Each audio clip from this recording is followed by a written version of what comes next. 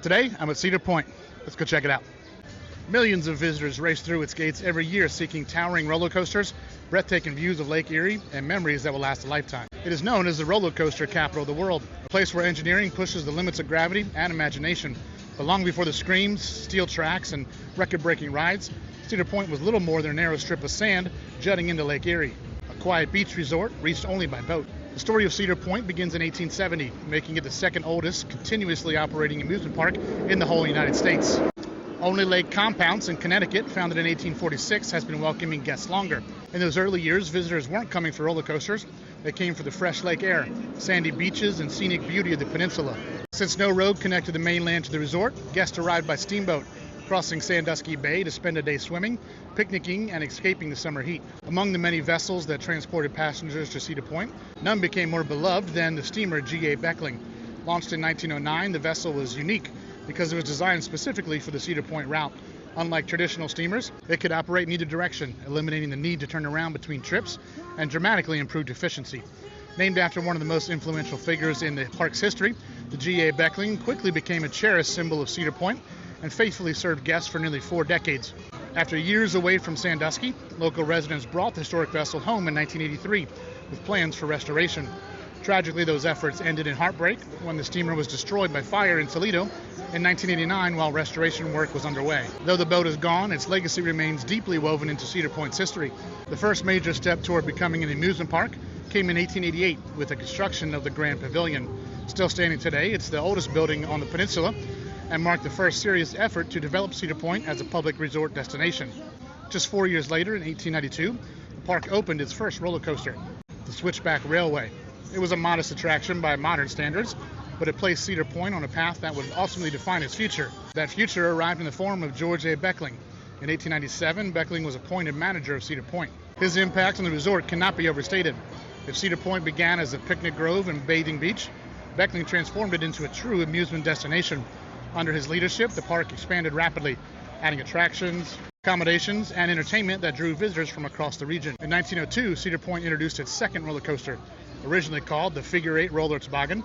Thankfully, the cumbersome name was later replaced with a much simpler racer. 3 years later, in 1905, the iconic Hotel Breakers opened along the shoreline. More than a century later, the Grand Hotel continues welcoming guests and remains one of the most recognizable landmarks at Cedar Point.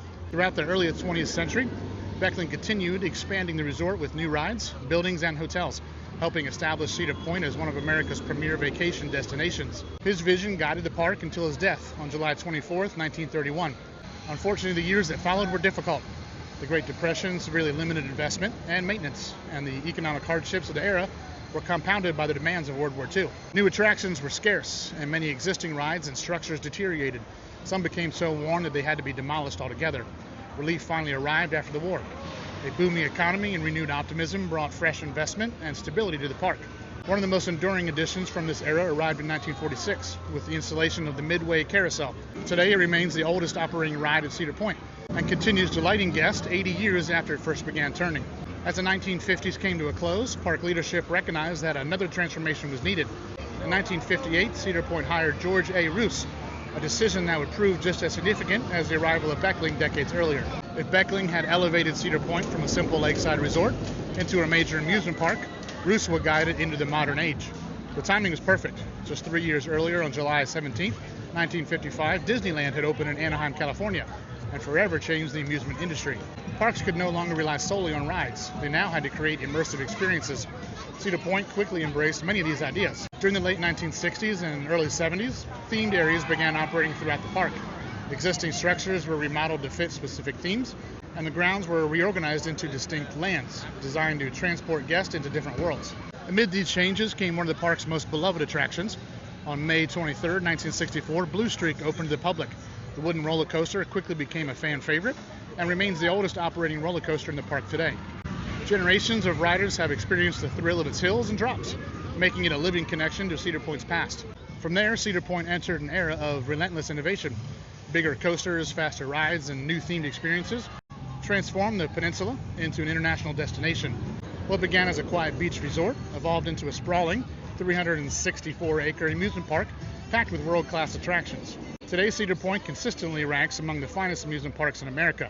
Its collection of roller coasters attracts thrill seekers from around the globe, while its themed lands, family attractions, historic buildings, and spectacular lakeside setting ensure there is something for everyone.